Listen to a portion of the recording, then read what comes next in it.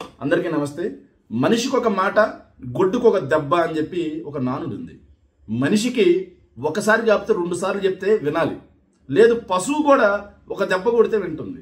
కానీ తెలుగుదేశం పార్టీ వాళ్ళకి ఏ భాషలో చెప్తే, ఏ రకంగా చెప్తే అర్థమవుతుందో రాష్ట్ర ప్రజలకే అర్థం కావట్లా.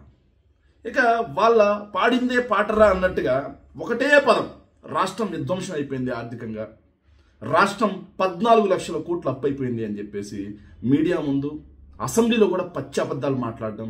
ఏందయ్యా వివరణ అని అడిగితే అసెంబ్లీలో క్వశ్చన్ అవర్లో వాళ్ళు మాత్రం తప్పుడు డాక్యుమెంట్స్ ఇవ్వటం. ఇదా రాష్ట్ర ప్రజల్ని మీ రాజకీయ అవసరాల కోసం ఇంత దిగజార్చాలా? ఇది రాష్ట్ర బ్రాండ్ మీద జరిగే, రాష్ట్రం యొక్క బ్రాండ్ మీద జరిగే దుష్ప్రచారం, వైఎస్ఆర్ కాంగ్రెస్ పార్టీ మీద జరిగే దుష్ప్రచారం కాదు. రాష్ట్ర ప్రజలు కూడా ఆలోచన చేయాలి దీన్ని. ఎందుకంటే నిజంగా ఇది దుర్మార్గం. నిన్న మండలిలో లాస్ట్గా ఆయన చివరి ప్రసంగం అనమాట. ఆయన ఎవరంటే మన ప్రపంచ ఆర్థికవేత్త యనమల రామకృష్ణుడు గారు, ఎన్టీఆర్ గారికి పోటు పొడవడంలో మొదటి వ్యక్తి, స్పీకర్గా ఉండి బాగా సహకరించినటువంటి వ్యక్తి. ఆయన నిన్న మండలిలో మాట్లాడుతూ 14 లక్షల కోట్ల అప్పుతో రాష్ట్రాన్ని దివాలా తీయించారంట. ఎక్కడైనా సార్ 14 లక్షల కోట్ల అప్పు?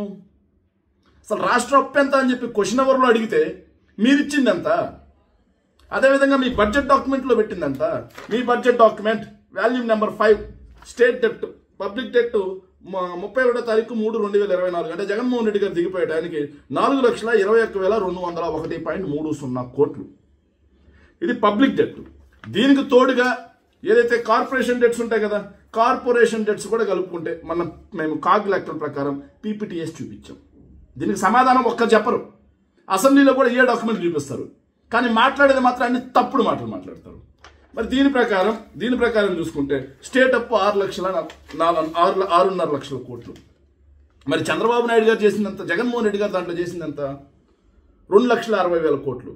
ఈ 2,60,000 కోట్లకి లెక్క ఉంది. దానికి కూడా మాట్లాడితే ఏం మాట్లాడంటే రాష్ట్ర ఖజానాన్ని ప్రైవేటు వ్యక్తుల జోబుల్లోకి మళ్లించారంట. ఎక్కడ మళ్లించారు సార్?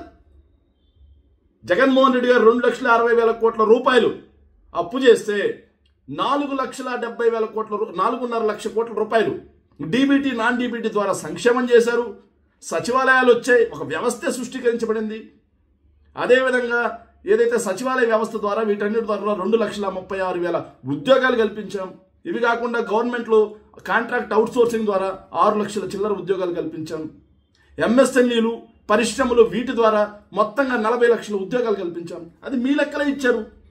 మీ బడ్జెట్ డాక్యుమెంట్, మీ సోషియో ఎకనామిక్ సర్వేలో ఇచ్చారు ఇవన్నీ. మరి వాస్తవాలు ఎలా ఉంటే రాష్ట్రాన్ని దివాలా తీయించారు.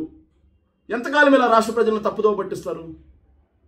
మీ రాజకీయ అవసరాల కోసం రాష్ట్ర బ్రాండ్ ఎంతకాలం దెబ్బతీస్తారు? జిఎస్డిపి పడిపోయిందంట. అసలు జిఎస్డిపి పడిపోయిందా? ఏ లెక్కల ప్రకారం మాట్లాడుతున్నారు యనమల రామకృష్ణుడు గారు? ఇది మీరిచ్చిన బడ్జెట్ డాక్యుమెంట్లో ఏదైతే బడ్జెట్ బ్రీఫ్ పేజీ నెంబర్ 11, ఇది ఒక్కసారి చూడండి. దీనికి సంబంధించి GSDP deficit as percentage of GSDP ఆ పేజ్లో, దాంట్లో 2023-24కి రాష్ట్ర జిఎస్డిపి ఎంత, రివైజ్డ్ ఎస్టిమేట్స్ రాష్ట్ర జిఎస్డిపి ఎంత 16,06,109 కోట్ల రూపాయలు. జగన్మోహన్ రెడ్డి గారు ఎక్కడానికి జిఎస్డిపి ఎంత 8 లక్షల కోట్ల రూపాయలు. 8 లక్షల కోట్ల రూపాయల నుంచి కరోనా లాంటి కష్టకాలాన్ని ఎదుర్కొని కూడా డబుల్ నెంబర్ 16 లక్షల కోట్ల రూపాయలకి స్టేట్ జిఎస్డిపి పెరిగితే మరి జిఎస్డిపి పడిపోయిందని ఎట్లా మాట్లాడతారు యనమల రామకృష్ణుడు గారు? మరి మీరు పెట్టిన బడ్జెట్ డాక్యుమెంట్ తప్ప? మీ ఆర్థిక మంత్రి పనికి మాలినోడా?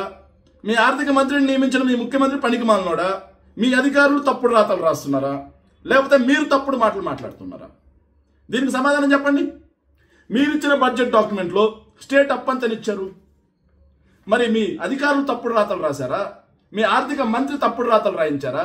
లేకపోతే మీ ఆర్థిక మంత్రిని నియమించినటువంటి చంద్రబాబు నాయుడు గారు తప్పుడు రాతలు రాయించారా? బడ్జెట్లో ఒక రకంగా, క్వశ్చన్ అవర్లో ఒక రకంగా, ప్రసంగంలో ఇంకో రకంగా, ఇలా ఎంతకాలం రాష్ట్ర ప్రజల్ని తప్పుదో పట్టిస్తారు? అసలు మీ 10 నెలల కాలంలో విధ్వంసం అంటే ఎక్కడుంది? జిఎస్టీ వసూలు తగ్గిపోయినాయి, రాష్ట్రం అభివృద్ధిలో అదో పతాలానికి పోతా ఉంది. ఇంకో పక్కన చూస్తే రాష్ట్రంలో ముప్పడిగా అప్పులు చేసి 1,50,000 కోట్ల అప్పు దాటిపోయింది 10 నెలలకే. ఈ 1,50,000 కోట్లు ఆడిపోయింది. మేము చేసిన అప్పుకి లెక్క ఉంది. 2,60,000 కోట్లు చేస్తే 4,50,000 కోట్లు సంక్షేమమే చేశాం మేము. సచివాలయాలు, పోర్టులు, మెడికల్ కాలేజీలు, విమానాశ్రయం, ఫిషింగ్ హార్బర్లు, ఫిష్ ల్యాండ్ సెంటర్లు, రైతు భరోసా కేంద్రాలు, ఇంకా చూసుకుంటే నాడు నేడు స్కూల్స్, నాడు నేడు ఆసుపత్రులు కనిపిస్తూ ఉంది. మా డబ్బుకి మొత్తం లెక్క, మేము చేసిన 2.5 లక్షల కోట్లకి అప్పుకి లెక్క కనిపిస్తూ ఉంది. మరి అంతకుముందు చంద్రబాబు నాయుడు గారు చేసిన 4 లక్షల కోట్లకి లెక్కలేదు. మరి ఇప్పుడు చేస్తున్నటువంటి 1.5 కోట్లకి లెక్కలేదు. సంక్షేమం లేదు, అభివృద్ధి లేదు. డబ్బంతా ఎవరి జోబులోకి వెళ్తుంది?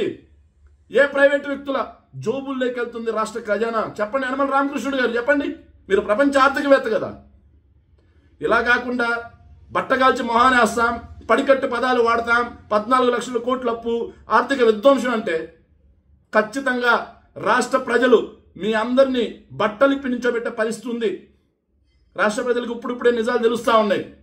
మీ రాజకీయ అవసరాల కోసం వైఎస్ఆర్ కాంగ్రెస్ పార్టీని ఇబ్బంది పెట్టాలి అని చెప్పి మీరు రాష్ట్రాన్ని అదపాతాలని దొక్కుతా ఉన్నారు, రాష్ట్ర బ్రాండ్ని దెబ్బతీస్తా ఉన్నారని రాష్ట్ర ప్రజలు గమనిస్తూ ఉన్నారు.